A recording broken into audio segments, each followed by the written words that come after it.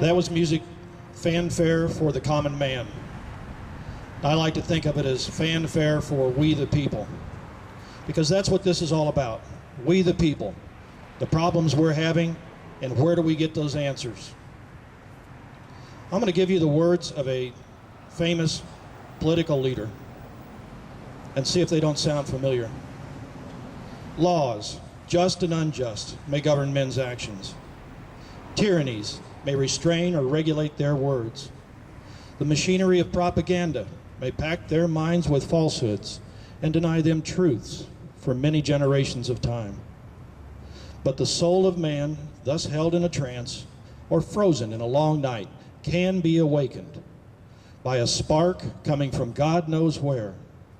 And in a moment, the whole structure of lies and oppression is on trial for its life. Those are the words of Winston Churchill, who back in 1949 was telling what it was like when European socialism swept across Germany, Italy, and Spain. And don't some of those words sound familiar today? Unjust laws. Laws that tell the property owner he can do nothing about a mosquito-infested bog in his own backyard because some endangered slug may live down in the bottom in the muck. Or unjust tax laws that tell the businessman, the business owner, that he has to pay income on taxes that he hasn't even received the revenue for yet. Taking money out of his company, sending it to the government, money that he could use to grow his company and create jobs. Tyrannies of political correctness that tell us we can no longer say words such as terrorist. Or in our schools, we're not even supposed to call our kids teenagers anymore. The machinery of propaganda, packing our minds with falsehood and telling our children untruths in school, rewriting history to fit their liberal agenda. So what are we to do? Well, what did our parents teach us to do when we had a problem? They told us to step up and confront it. And that's what our founding fathers did. They took on the whole British Empire and King George himself. We need to awaken the soul of man to get people who are passionate about this country and its future to step up and do something. So how do we do this? Well, it's already started. Back on April 15th of this year, we had the Tea Parties. I spoke at the one in Burke County, stood on the courthouse green there, talked about unjust business taxes and how they affect small business. I said, if you haven't been in small business, you don't know taxes. And towards the end of my talk, I encouraged people to step up and engage the process, because so much history happened after the Tea Party in 1773, and that so much history was going to happen after our April 15th Tea Party. And I was right. Since then, there have been Tea Parties, hundreds of them across the country.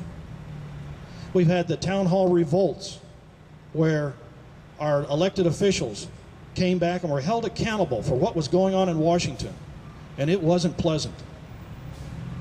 We had the 9/12 March on Washington, where 1 million patriots showed up in Washington to protest the nationalization of our healthcare system. So, what else needs to be done? Well, as I was leaving the April 15th Tea Party, I was driving home, and I got to thinking, what comes next? We can't just protest and complain. What happens next? And I realized that people needed to step forward. People who are problem solvers. Problem solvers. Now, who are problem solvers? Well, you are. You have to solve problems every day, living in the real world. You have to put shelter over your family, food on the table. You have to provide a good foundation of education for your kids. And in all these instances, problems arise. And you can't kick those problems down the road like our professional politicians are doing in Washington. You have to solve them. So who am I to be saying all this? Well, my name is Vance. I'm a neighbor of yours from Burke County. I'm a father of 4, married 35 years. I'm a Christian. a student of the Bible, a Sunday school teacher, and a Salvation Army bell ringer. I'm a biker, a boarder, a black belt, and a weightlifter. I'm an economist, a financial analyst, an inventor, and I'm an experienced negotiator. I'm a conservative, both social and fiscal. I'm a lifelong Republican, a student of the Constitution, a student of our founding fathers, and a gun owner since I was 6 years old. I'm a small businessman, which makes me of the group that will create 75% of the new jobs here in America. We've done it before and we'll do it again. I also represent a group that is the most feared and respected around the world in the global economy. I am an American entrepreneur. And I'm running for Congress here in the 10th District of Western North Carolina. Now, some of you may have noticed I'm standing on a stump. It's true. I was working on this speech a while back, and I was practicing it with my little sister, and when I got done, she said, "Vance, I really like what you're saying, and you did a really good job, but I kept wondering, why is he standing on a stump?" And I realized a lot of people don't know the history of stump speeches, especially the younger generations. Well, stump speeches were back in the early 1800s. And if somebody was running for office, they would travel the countryside like I am. They'd get a gathering of people together like we've got here. They'd hop up on a stump and have at it. Well, I kind of figured there wouldn't be a stump here on the Iredell County Green, so I brought my own.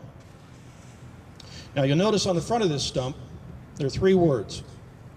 This is my credo. I will stand on this credo throughout the campaign and as I work for you in Washington. The first word on the credo is wisdom.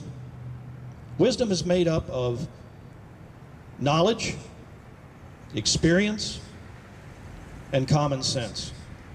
Common sense says if 40 million people believe in a dumb idea, it's still a dumb idea.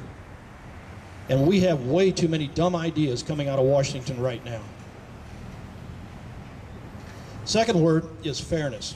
Fairness is so important because rule by the majority, strictly for the majority, can be tyranny to the minorities. Once we make a decision, the right decision for our country, we need to make sure we are trying to be fair to all, because everybody is here and has a family that they're trying to work with and support. It is so important to try to be fair to everyone involved if you want their support as we move this country forward. The last word is strength. Strength is the most important, because without strength, the other 2 don't matter. My wife and I, we raised